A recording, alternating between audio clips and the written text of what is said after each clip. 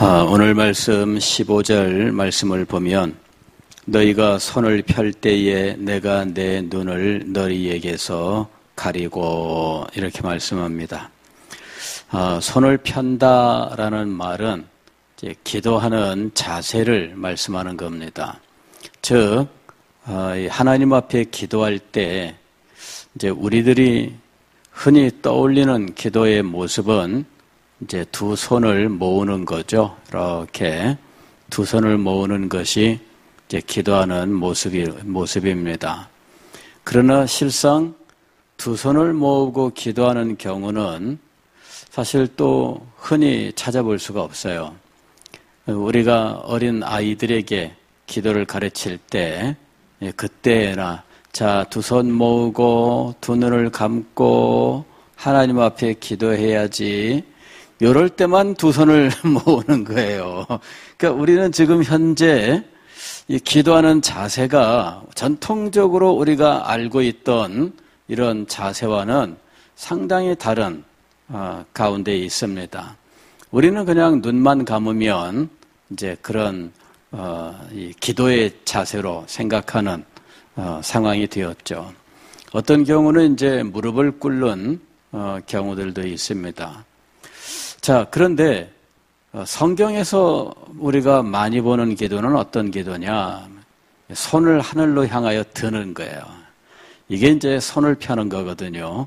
이게 이제 우리가 구약 성경에서 자주 보는 기도의 자세입니다. 손을 편다. 이렇게 하늘을 향해서.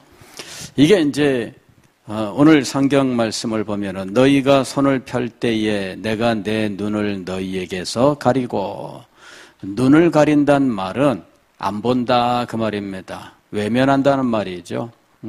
손을 편다 그러면 소리는 안 들려도 이 손을 드는 이 모습은 보일 수 있어요. 그런데 하나님이 안 본다 이렇게 말씀하시는 겁니다. 두 번째로 너희가 많이 기도할지라도 내가 듣지 아니하리니 이렇게 말씀하셔요. 도대체 하나님의 백성들에게 하나님이 왜 이렇게 기도에 대하여 응답지 아니하겠다고 말씀하고 계시는가 하는 것이죠. 이 비밀을 알기 위해서는 기도의 정의를 우리가 다시 한번 떠올려야 됩니다. 기도는 하나님께서 자기 백성을 자기 백성답게 훈련시키시는 방법이다라고 여러분들에게 말씀을 드렸습니다. 기도를 통해서 우리가 기도 응답을 받고 하나님의 사랑을 받고 그 은혜를 누리며 풍성한 삶을 살아가는 거, 이건 우리가 다 소망하는 거예요. 그런데 하나님께서 우리에게 기도를 하라고 말씀하신 목적 가운데 정말 큰 목적, 하나님의 큰 목적을 우리들이 잊어서는 안 된다 하는 것입니다. 하나님께서 우리에게 기도하라고 말씀하신 큰 목적은 우리가 기도를 통하여 하나님의 자녀로 합당한 훈련을 받는 거예요. 오늘 우리가 읽은 성경 말씀도 바로 그것을 우리에게 말씀하고 있어요. 우리에게 하나님의 백성의 삶을 지도하실 때 이렇게 살아라 하는 교훈을 우리에게 긍정적으로 주실 수 있습니다. 그러나 어떤 경우에 이 교훈은 부정적인 것으로 주실 수 있죠. 자, 이런 부정적 교훈 가운데 하나가 무엇이냐면 하나님이 기도 응답을 안 하시는 경우예요. 하나님이 기도 응답을 안 하시면 왜 응답을 안 하실까? 그 이유를 우리가 살펴보아야 돼요. 오늘 성경 말씀을 보면 하나님께서 기도에 응답지 아니하시는 이유가 나옵니다. 그 이유는 그들의 신앙이 참된 의미를 상실했기 때문이에요. 10절 말씀을 보면 이렇게 되어 있습니다. 너희 소돔의 관원들아 여호와의 말씀을 들을지어다. 너희 고모라의 백성아 우리 하나님의 법에 귀를 기울일지어다. 여기 소돔의 관원들, 고모라의 백성들은 누구를 가리키는 것일까요? 유다 백성들, 하나님의 백성들을 가리키는 거예요. 소돔과 고모라는 아브람 당시에 멸망당한 성읍입니다. 아브람 당시에 멸망당한 성읍의 관원들과 백성들을 지금 하나님께서 말씀하시는 게 아니거든요. 소돔의 관원들과 고모라의 백성들을 말씀하시는 이유는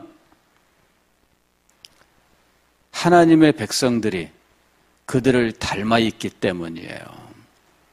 어떤 면에서 그들을 닮았느냐? 악을 행하는 면에서 그들과 닮아 있다는 것이죠.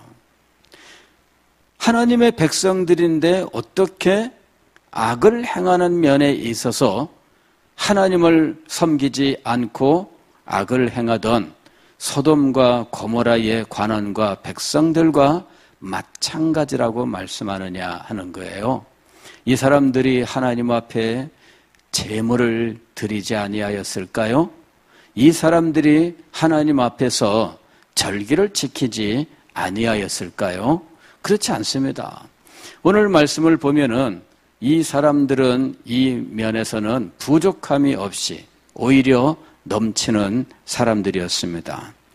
11절 말씀부터 보면은 여호와께서 말씀하시되 너희의 무수한 재물이 내게 무엇이 유익하뇨? 무수한 재물을 드리고 있다 하는 것을 알 수가 있습니다. 나는 순양의 번제와 살진 짐승의 기름에 배불렀고 배부르다라고 말씀하고 계셔요. 넘쳐난다는 이야기입니다. 나는 수송아지나 어린 양이나 순념소의 피를 기뻐하지 아니하노라. 이들이 제물의 피를 넘치도록 드리고 있다라는 것을 알 수가 있어요. 그런데 이 모든 제물들을 하나님이 무엇이라고 말씀하시느냐 하면 13절에서 헛된 제물이라고 말씀하셔요. 헛된 제물을 다시 가져오지 말라. 이 제물들이 헛된 이유는 하나님께서 받지 않으시기 때문이에요. 나는 너희의 제물 피 배불렀다 피를 기뻐하지 아니하노라 이런 말은 나는 이제 이런 것들이 더 이상 소용없다 이런 말씀이에요. 그러므로 하나님이 기뻐하지 아니하시고 하나님께서 원하지 아니하시는 제물은 헛된 제물인 거예요.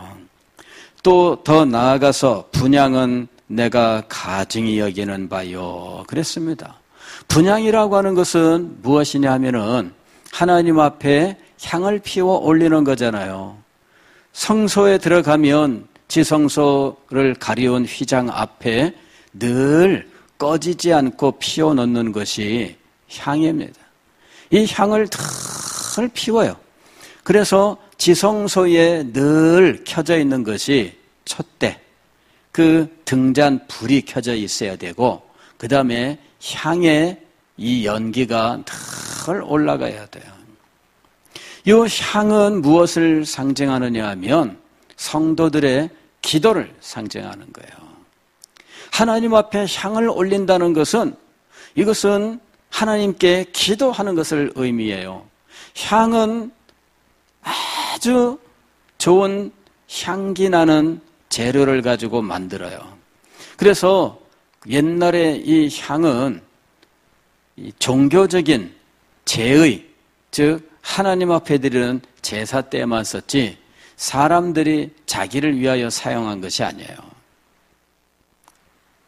향이라고 하는 것은 하나님께만 올려드리는 것이었어요. 그런데 그것을 지금 하나님께서 무엇이라고 말씀하시느냐 하면 가증하다 이렇게 말씀하셔요. 엄청난 말씀을 하고 계시는 겁니다. 우리가 생각할 때 가장 거룩한 것들을 하나님께서는 지금 헛되다고 말씀하시고 가증하다고 말씀을 하고 계시는 거예요. 더군다나 13절 계속 말씀을 보게 되면 월삭과 안식일과 대회로 모이는 것도 그러하니 이것도 역시 가증하다라고 말씀하셔요. 오늘날 우리 신앙생활로 이야기하면 주일 성수한다고 하는 거, 주일날 교회 나온다, 열심히 나오고 빠지지 않는다, 이런 거. 근데 그거를 하나님께서 지금 가증스럽다라고 말씀하신다는 거예요. 나는 뭐 그렇게까지 교회 예배 열심히 안 나오니까 괜찮겠지. 참 그러면 할 말이 없습니다. 예, 그러면 할 말이 없고. 자, 하나님께서 지금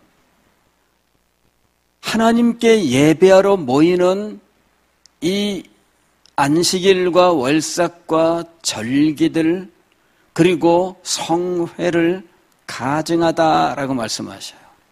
하나님 앞에 드리는 모든 제물들을 헛되고 가증스럽다라고 말씀하고 계셔요. 도대체 이유가 무엇이냐 이거죠. 이유가 무엇이냐. 14절 말씀 보면은 내 마음이 너희의 월삭과 정한 절기를 싫어하나니 그랬어요. 내가 싫어한다. 그런데도 줄기차게 모인다는 거죠. 그래서 하나님이 뭐라고 말씀하시느냐 하면 그것이 내게 무거운 짐이라 그랬어요. 월삭과 정한 절기를 지키라 하고 말씀하셨는데 괜히 시켰다 이런 말씀하시는, 괜히 시켰다. 아니 이게 도대체 무슨 말씀이냐는 거죠. 하나님은 이런 걸 하지 말라는 말일까요? 이것을 하라는 말일까요? 월삭과 정한 절기를 지켜야 됩니까? 지키지 말아야 합니까? 오늘 말씀을 보면은 지키지 말라고 하는 것 같아요. 그런데 본심은 무엇입니까? 본심은 지켜라 하는 게 지켜라. 문제는 뭐냐면은 그것을 지키되 마땅히 있어야 하는 것이 없는 것이 문제라는 거지요. 하나님께서 기도에 응답지 아니하시겠다 하고 말씀하시면서 그 부분을 지금 가르치고 계시는 거예요. 기도는 하나님의 백성들을 훈련시키는 훈련소예요. 기도는 하나님의 백성을 하나님의 자녀답게 교육시키는 학교예요. 여러분이 기도한다면 하나님께서 여러분을 훈련시키시는 것을 알고 하나님이 여러분을 어떤 것을 지금 훈련시키시는지를 알 수 있어야 돼요. 이것을 깨닫기를 원해야 돼요. 이것을 알고 하나님께서 우리에게 훈련시키는 것들을 제대로 감당해야 돼요. 하나님이 우리에게 가르치기를 원하시는 것을 제대로 배워야 합니다. 그래야 우리의 기도는 진정으로 살아있는 기도, 능력 있는 기도가 될 것이고 우리는 하나님의 자녀로 합당한 아름다운 자녀가 된다라고 하는 거예요. 자, 오늘 여기서 하나님께서 우리에게 가르치시는 것은 무엇이냐면 신앙의 참된 그 사랑과 은혜가 없이 신앙의 형식만 남아있는 모습에 대해서 경고하고 계시는 거예요. 우리는 신앙생활을 그냥 교회에 나오고 헌금을 하고 나면 그냥 훌륭한 신앙인이라고 생각을 해요. 그러나 실제로는 그렇지 않죠. 교회에도 나오고 헌금도 하는데 이 사람의 성품은 변화가 없어요. 하나님 앞에 드려야 할 것도 드리고 지켜야 할 것도 지키는데 문제는 무엇이냐면 이렇게 행동으로 하는 것들은 해요. 눈에 뜨이는 것들은 해요. 그리고 숫자로 표현할 수 있는 것들은 다 합니다. 교회 몇 번 나왔나? 1년에 주일 예배 몇 번 참석하나? 수요 예배 몇 번 참석하나? 새벽 기도 몇 번 나오나? 이거는 출석 체크하면 다 나옵니다. 그래서 이 출석 체크한 걸 가지고 그 사람의 신앙을 평가하는 거지요. 또 우리가 통계를 뽑으면 교회 여러분이 드리는 헌금도 액수가 다 나와요. 11조는 어떻게 하고 있으며 감사헌금은 드리고 있는지 주정헌금은 하고 있는지 다 나올 수가 있습니다. 이런 것들은 다 외적인 것들이에요. 이런 것들은 눈에 보이는 것들이고 이런 것들은 다 측정이 가능한 거예요. 수치화할 수 있는 것들이에요. 그리고 우리는 그런 것들을 가지고 그 사람의 신앙을 평가하고 있다라고 하는 것이죠. 그러나 하나님께서는 이렇게 수치화할 수 있는 것, 남들이 눈으로 보아 확인할 수 있는 것, 이런 것이 신앙의 전부가 아니다라고 말씀하시는 거예요. 이런 것들은 어떻게 보면은 참 어려운 것이죠. 그렇잖아요. 한 11조 드리는 거 이거 쉽겠어요? 과거에 어디 인터넷에 보니까 상담글이 올라왔는데 저는 뭐 그 글이 저는 이 진짜는 아니고 누군가 소설 쓴 것이다 이렇게 생각을 합니다. 아마 어떤 목사님 아들이 안 믿는 아가씨랑 사귀어서 결혼을 했어요. 근데 결혼을 하고 보니까 이 새색 씨가 목사님 집에서 하는 이 신앙의 모습이 너무 견디기가 힘들었어요. 남편한테 꼬박꼬박 11조 감사헌금 받아가죠. 주일마다 교회 가야 되죠. 이런 것들이 안 믿는 이 아가씨가 이 시집을 와가지고 이걸 해야 되는데 너무 힘들어요. 이래가지고 상담글을 올렸는데 이게 말이 됩니까? 시어머니가 와서 11조 꼬박꼬박 받아가고 감사헌금 뜯어간다. 이게 말이 됩니까? 막 그러면서 상담글을 올렸어요. 저는 거짓말 같아요. 그 사람은 진짜가 아닌 것 같아요. 누군가 일부러 그런 식으로 소위 요새 주작이라고 얘기합니다. 그냥 꾸민 거죠. 꾸민 거. 목사님 집안에서 그런 것도 제대로 안 가르치고 그런 식으로 할 이유가 없다고 보는데 문제는 뭐냐면은 실제로 억지로 결혼을 해서 그런 신앙의 행위들을 못 견뎌하는 사람들이 있기는 하다는 거죠. 그만큼 어려운 거예요. 그리고 우리 교회에서 성장해온 사람들도 마찬가지예요. 교회에서 성장해온 사람들도 청년 시절까지 11조 안 하던 사람들은 11조 안 해요. 결혼해서 직장 생활하면서도 11조 하는 거를 무서워해요.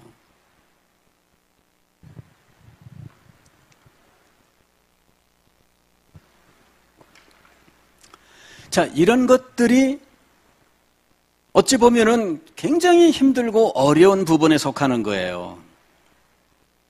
그런데도 불구하고 하나님은 그것이 신앙의 본 모습이 아니다라고 말씀하셔요. 자, 그 11조나 어떤 하나님 앞에 드리는 것 혹은 주일 성수하는 이런 문제들이 하나님께서 하지 말라고 말씀하시는 것은 아닙니다. 문제는 뭐냐면은 거기에 있어야 하는 참된 정신이 없을 때, 참된 정신이 없을 때 하나님은 그것을 지금 문제 삼고 있는 거예요. 외적으로 보일 수 있고 수치화할 수 있는 이런 것들을 행하는 것은 참된 정신을 가지고 행하는 것에 비하면 아무것도 아니에요. 할 수 있어요. 얼마든지 할 수 있어요. 어떤 사람이 볼 때는 힘든 것도 그러나 하나도 힘들지 않게 행해요. 그냥 자기의 신념만 가지고 있으면 할 수 있어요. 아니면 무슨 유익을 구하면은 할 수 있어요. 교회에서 인정받고 싶고 사람들에게 인정받고 싶고 교회에서 무슨 뭐 투표에서 뭔가 하고 싶고 이런 목표가 있으면 그런 거 얼마든지 할 수 있어요. 또 체면과 위신을 따진다면 얼마든지 할 수 있어요. 그런데 체면과 위신으로는 할 수 있고 자기가 얻을 유익을 위하여는 할 수 있는데 참 믿음을 가지고 하는 것은 어렵다라고 하는 거예요. 지금 이것을 지적하고 있는 거예요. 교회도 나오고 11조도 하는데 싸움은 해요. 교회도 나오고 11조도 하는데 미움은 없어지지 않아요. 교회도 나오고 11조도 하는데 불평불만은 사라지질 않아요. 교회도 나오고 11조도 하는데 온유한 마음은 안 생겨요. 여러분, 이게 차라리 헌금을 하고 교회 나오는 것들로 신앙을 수치화해서 평가한다면 나는 우등생이 될 수 있어요. 그러나 내 마음속에 사랑이 넘치고 자비가 넘치고 배려심이 있고 오히려 다른 사람들을 앞세우고 이러는 마음을 키워라 하면 이건 정말 힘들고 어려워요. 그래서 사람들이 겉으로 드러날 수 있는 것들에 집중을 하고 자기 속에 있는 이런 부분들은 타치하지 마라 하고 장막을 치고 있는 거예요. 이 부분을 지적하는 것은 참 힘들어요. 교회에서 무슨 일을 할 때에 수치화되어 있는 이 부분들을 지적하기는 쉬워요. 당신은 11조를 1년에 11조를 한 번밖에 안 했네요. 이렇게 지적할 수는 있습니다. 이걸 채워야 됩니다.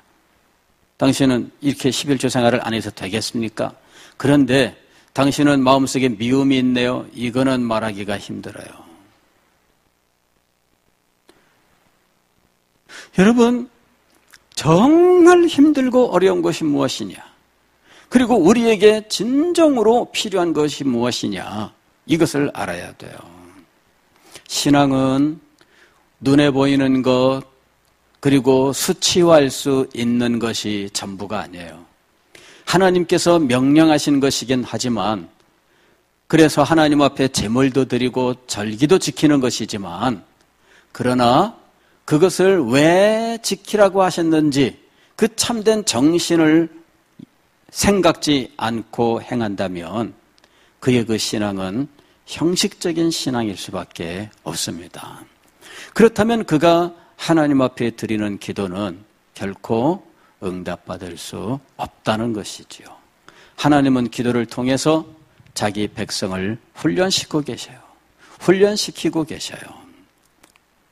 하나님은 우리에게 지금 밀당을 하고 계시는 거예요. 무엇을 통하여? 기도를 통하여. 우리의 기도를 통하여 밀당을 합니다. 그래서 우리로 하여금 깨닫게 하셔요. 그리고 하나님이 원하시는 하나님의 사람이 되도록 우리를 이끌어 가신다는 거예요.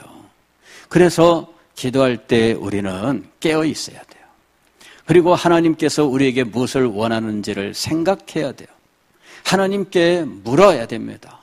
그리고 하나님께서 우리에게 깨닫게 하시는 것들을 실천하여 하나님이 원하시는 그 삶을 살 수 있어야 돼요. 그것이 우리의 인격의 변화라면 인격의 변화로 나타나야 돼요. 그것이 우리의 헌신이라면 헌신으로 나타나야 돼요. 그것이 우리의 마음속에 부족한 사랑이라면 하나님 앞에 이 사랑을 간구하고 사랑을 행할 수 있도록 우리가 노력을 해야 돼요. 여러분, 그러면서 우리는 변화되는 것이에요. 그러면서 우리는 기도의 능력을 얻게 되는 것입니다. 사랑하는 성도 여러분, 여러분은 오늘 이 자리에 하나님께 훈련받으러 오신 거예요. 하나님, 제가 오늘 받아야 될 훈련이 무엇인가요? 주님께 여쭤보세요. 그리고 그 훈련을 잘 받으십시오. 그러면 여러분은 참으로 능력 있는 하나님의 사람으로 변화될 것입니다.